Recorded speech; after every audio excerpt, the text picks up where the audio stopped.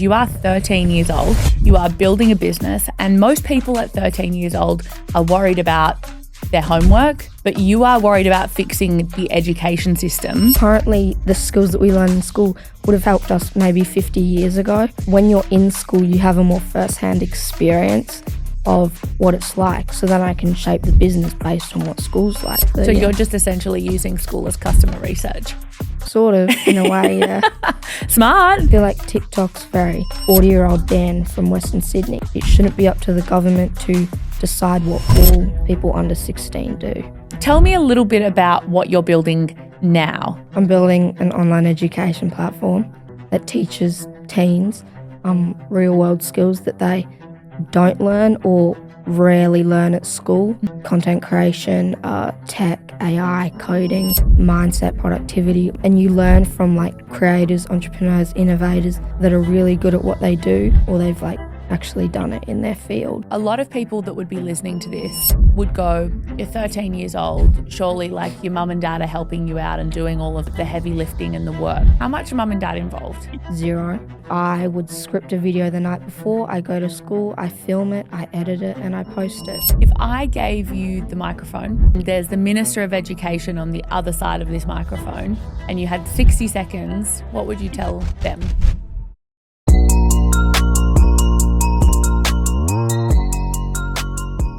You posted a video recently that talks about negative videos outperforming positive videos. Tell me what you mean by that.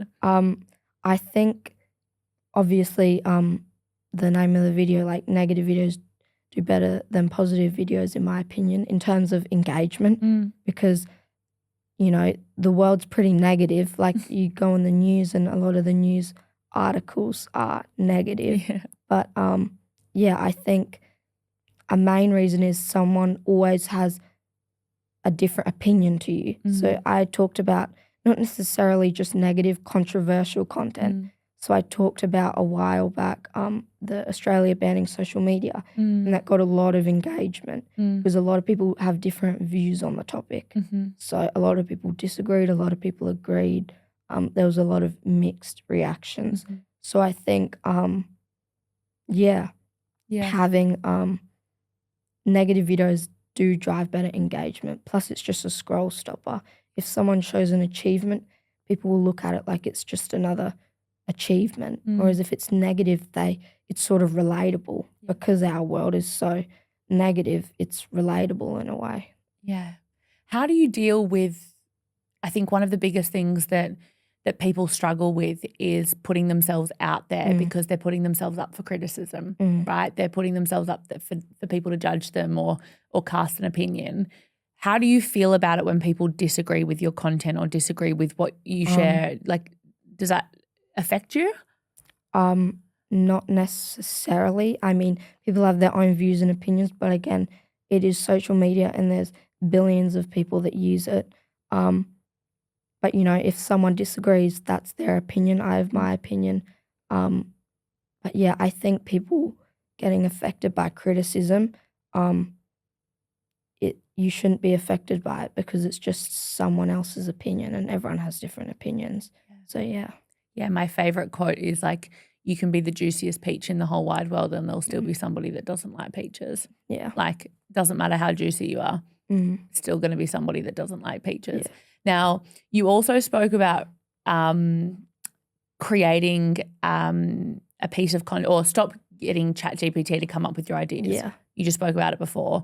Why should people not use large language models to come up with their ideas? Yeah, as you said, not necessarily ChatGPT, but all AI language models. I think it's because AI, it just scans the web. It scans what's data's been given to it. So usually the ideas are very bland and not juicy enough. So I think when you come up with ideas and scripts and stuff out of your own brain, it's usually a lot more unique, and from what I've seen, just gets better engagement because it's the most authentic version of you. It's not an AI, because AI is not a brain, it's a tool. So you can come up with your own ideas and use AI to refine it, not necessarily come up with your ideas. Yeah. So how would you say if someone wanted to use AI, how could they use it to help them with their ideas? Or how do you use it? I usually put in a bunch of ideas that I've had and or sort of broad ideas. I want to talk about this and get AI to sort of refine them and give me ideas. But yeah, you need to find your overall idea for a video, and then you can sort of ask AI to create more details and really refine your idea. Yeah, I love that. Now, you spoke before about the creator economy. Do you think that young people trust creators more than anybody else? I think they do, but you have to be cautious about what you trust because, there's positivity on social media, but there's also a lot of negative or, sort of obsolete views. But I think, young people do trust creators a lot more nowadays because they're so easily accessible and almost every young person uses social media, so it's really easy to access them. Yeah. Now, do you have any creators that you kind of look up to in the space that you're like, I kind of want to take inspiration from them? Not necessarily be like them, but take inspiration from them. In terms of niche, I don't really have a creator in my niche that I look up to, but in terms of value in making my content better, there's a dude on Instagram called minolee.mp4, and his content is really great. It's a lot of it teaches you how to make your content better, but the way he just tells stories and his storytelling in videos is really engaging and great. So he's a good person to check out in terms of value, making your videos better, and in terms of entertainment, making entertaining videos. There is a guy called, I forgot his name, but he's from the US and he moved to Bosnia with his girlfriend or something, and he bought a €5,000 house and he renovates it, and every episode is a new update to the house. Okay. So and he pulls in more than 10 million views a video. Crazy. So he's really good at keeping people entertained and engaged in his series. But yeah. What do you think, out of all the content that you've consumed, what do you think the key is to keeping people engaged? Obviously, the first 3 seconds of a video is the most important. So coming up with a good hook. I mean, there's free hooks all over social media. You can just type up good hooks or go on Google and just find one that fits your particular video. But coming up with a good hook is the most important part of a video. But just every few couple seconds or during the video include, I don't know, diagrams, pop-ups, sounds, effects or whatever, just to keep people engaged for the whole video.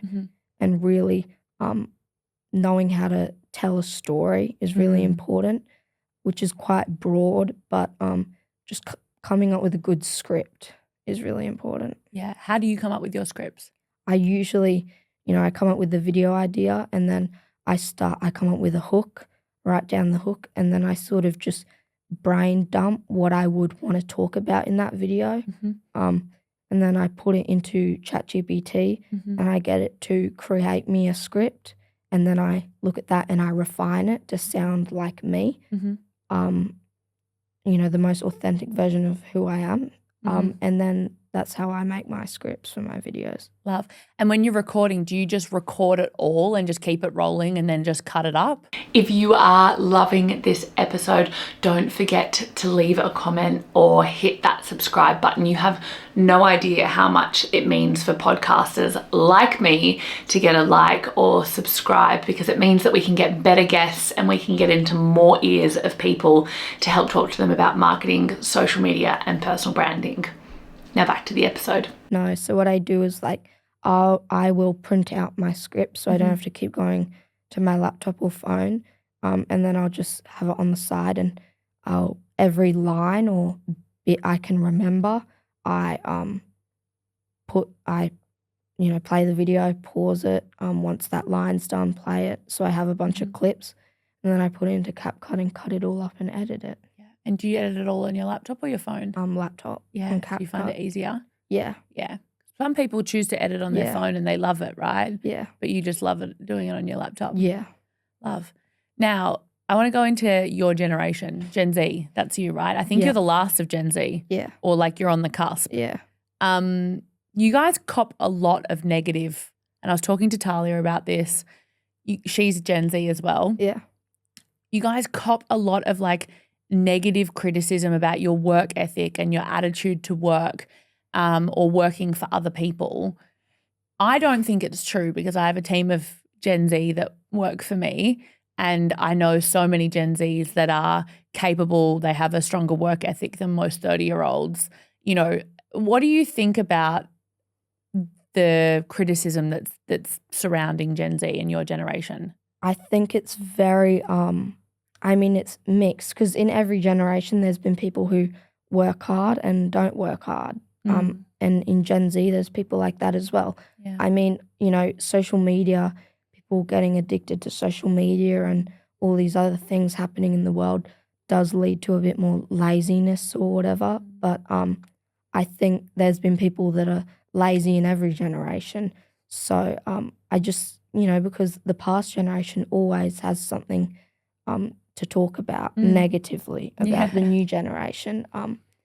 And with things evolving, people aren't necessarily more lazy. They're just using the tools given to them, like AI, to be more productive and stuff. So I think, yeah, there's always been lazy people in every generation. Yeah, I agree.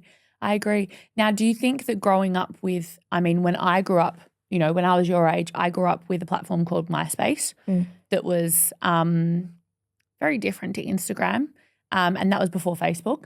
One of the Gen Z girls that works with me, she actually Googled what MySpace was the other day because she had no idea what I was talking about.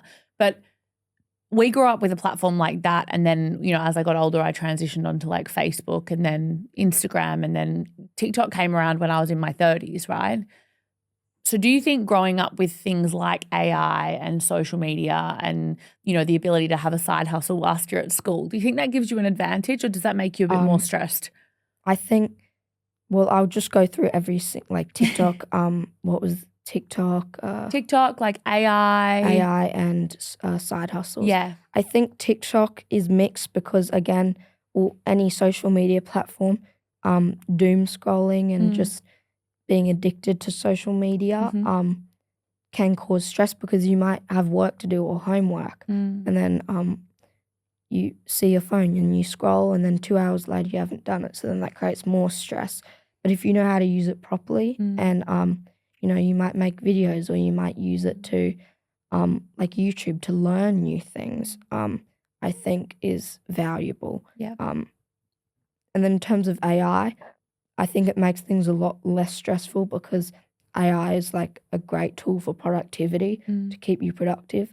A task 10 years ago that would have taken a day will take you 30 minutes now.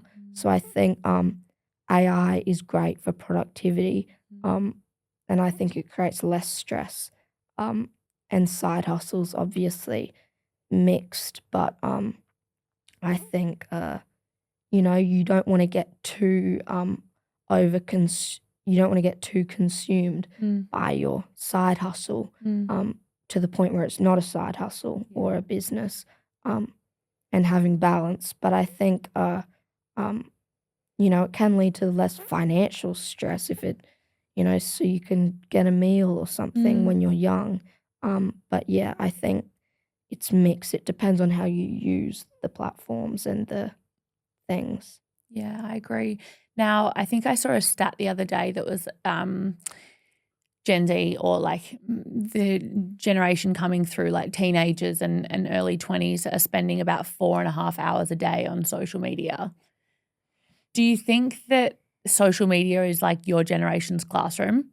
I think it depends because that 4.5 hours could be spent learning something or could be spent, you know, wasting away your life. Yeah. So I think if you're using it to learn something like business, finance, AI, or productivity, that sort of stuff, it's really great. But if you're not and you're sort of just using it to not be productive and learn things. It can be a tool against you. But in terms of today's classroom, I think school gives you those base skills like science, math, English, that sort of stuff, which you do need in the world. But it doesn't teach, again, those real world skills that you'll bring into the real world. Yeah. So I think it is today's classroom in a way for those kids that want to learn things that aren't taught in school, like business, finance, that sort of stuff. It's kind of bridging that gap, so Yeah. to speak, for a minute, like Yeah. if people choose to. But it's not really kind of mandated for Yeah. them to do, right? Now, what do your friends think about what you're building? A lot of them, to be honest, don't really bat an eye. I Yeah. do my thing, they do their own thing. Yeah. But yeah, a lot of them think the education system is pretty bad. Almost all my peers hate school. Like, I think a lot of people hated school or Yeah. hate school. But yeah, and they think it's great. And people I've talked to, because at the moment I'm doing customer conversations, which is talking to my like ideal customer, which is teenagers, sort of 12 to 19 years old, from people from all over the world, again, through social media and, emails and Zoom calls. But yeah, and we're just talking about, I use it to refine the site, how it looks. I use it to refine the business, pricing, that sort of stuff. So yeah, I think What's one of the biggest things that you've learned from speaking to those customers or those ideal customers? that a lot of times you think something is perfect, but it's not, because I might think a part of how the design looks perfect or a part of the business model is perfect, but when you talk to people that aren't people who are close to you and who are your customers, you find a lot of problems in your business. That's why I think customer conversations are really great. Yeah, I agree. They're really important and they're crucial because otherwise you kind of just work in this silo of I'm going to do it, and then you put it out to the world and you're like, why does nobody love it? Yeah. Now, what advice would you have for kids like you? Like if there's a kid that's listening to this or someone maybe older that's like, I really want to start my business, but I've procrastinated or put it off because I'm worried I'm going to fail, or I'm worried it's going to flop, or worried I'm going to waste my time. What advice would you give to somebody like that? I think you're not wasting your time. I mean, my grip socks business at the start when I was younger failed and we lost money, but yeah, I think you're not wasting time, because in any way, if you fail, you're still learning skills, like the base skills of business and content creation. But I think it's, people might call you cringy, but I think you should just do it, because it's not going to be it's going to benefit you. If someone saying that the business isn't going to work doesn't have anything to do with you, it's not going to benefit you. So wasting your time, I don't think it wastes your time. I think even if it flops, you still learn a lot. Yeah, I agree. Now, before we get into quick fire questions at the end of this podcast, if I gave you the microphone, well, I'm giving you the microphone now, and there's the Minister of Education on the other side of this microphone that looks after all of the education system in Australia, and you had 60 seconds, what would you tell them? I would tell him that if they really analysed how students felt, they would see that a lot of students hated school, and they were getting a lot of their information from YouTube, from Instagram, from TikTok. So I would say to him, you have to teach more of those real world skills, because the world is ever evolving, it's always changing, and school not changing as the world's changing is a big missed opportunity. Because as I said, if you don't know how to use AI, you're going to be left behind. The creator-led economy, new tech, business, coding, all that sort of stuff. So school not teaching that is causing pain to the kids when they're older because they're just going to have to learn it themselves. And school is supposed to be a place of learning, but we're learning skills that would have helped us 50 years ago, not now. So I think it's really important that kids learn those skills to set them up for the future. Yeah, it's crucial. Yeah. It's really crucial.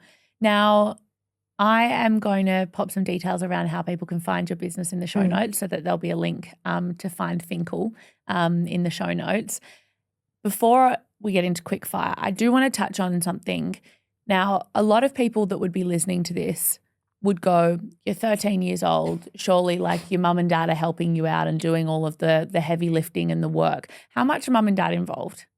0. I mean, they drive me to places, but I mean, when I started my grip stocks company, they were heavily involved.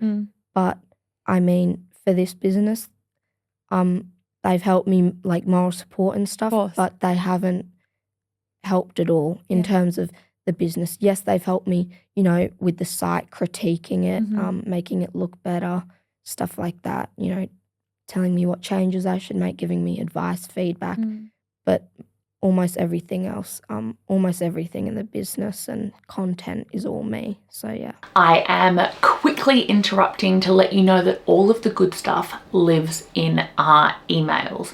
Cheat sheets, exclusive events, workshops that we run for our community that are centered around marketing, social media and personal branding. You can sign up for our emails in the show notes.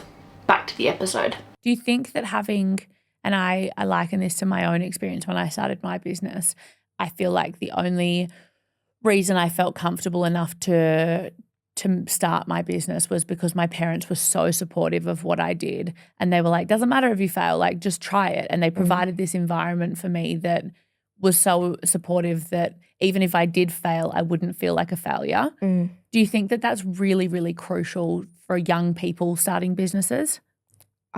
Yeah, having a good support system is really important because, you know, you want to give up a lot of the time, especially when you're young, because you just want to be a kid. And I balance, like I still have a social life. I still, you know, have good health and stuff. But I think having a good support system to give you advice and help you when you're struggling or whatever is really important, especially in young people. Yeah, well, I'm glad you have that. I also just wanted to clear that up because I know that there'll always be someone out there that's like, oh, it's not him, he's just the face of it, right? And it's just like, no, let's shut those haters down before they get ahead of themselves. Now, lastly, before we get into quickfire, I want you to give people that are listening 1 to 3 reasons as to why they should check out Finkel. Yeah. Number 1, you're learning real world skills that you don't learn in school, which is, well, not necessarily you don't learn in school. School rarely touches on it or it's very outdated.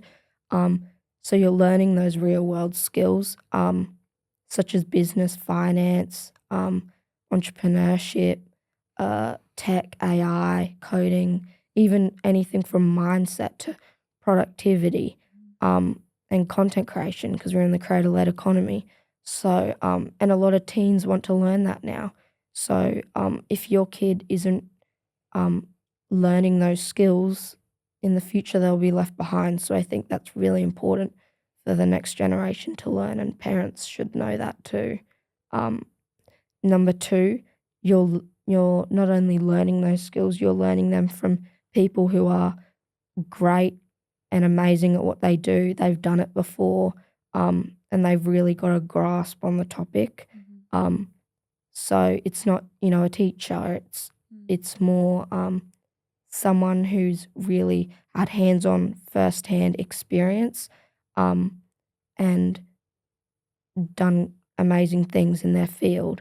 And number 3, you're in a community with other like-minded teens that are wanting to do the same thing as you, trade stocks or build a business or learn AI, or be more productive. So I think being in a community with those like-minded teens is really important, and that's just another support system they can have and a way to connect with teens all around the world. So that's really important.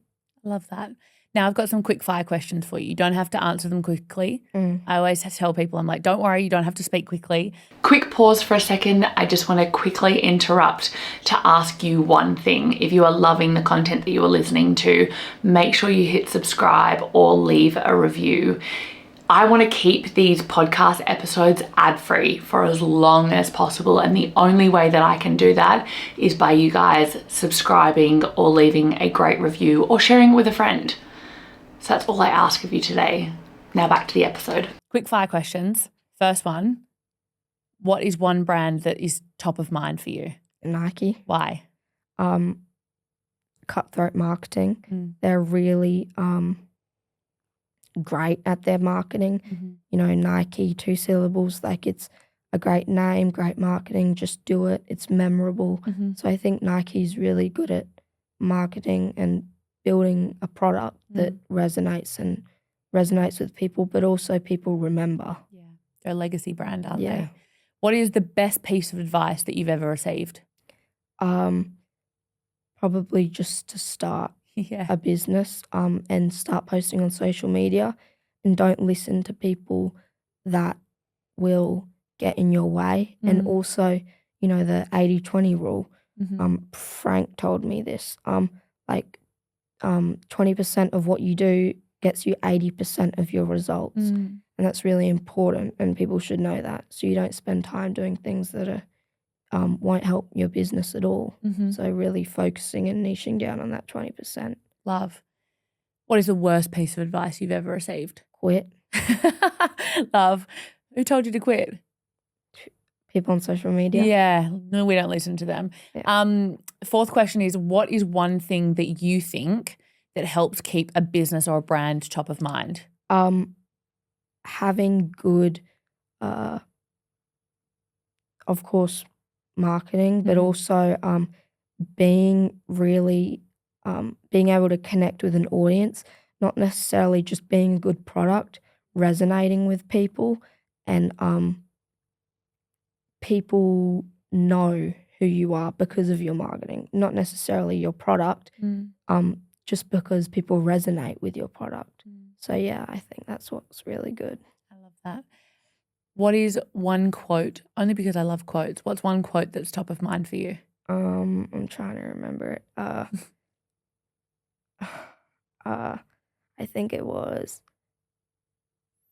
fortune favors the brave. Yep. So, you know, people that are brave and post that video, start that business, will get success later on in life. It might not be from that particular social media account, from that business, but yeah, fortune favors the brave. So I think that's a really good quote. Is it something that you remind yourself of daily? Yeah. When you're posting? Yeah. Like, I just got to get this out. Yeah. Love it. Last question from me is 10 years from now, you'll be 23 or 24. Yeah.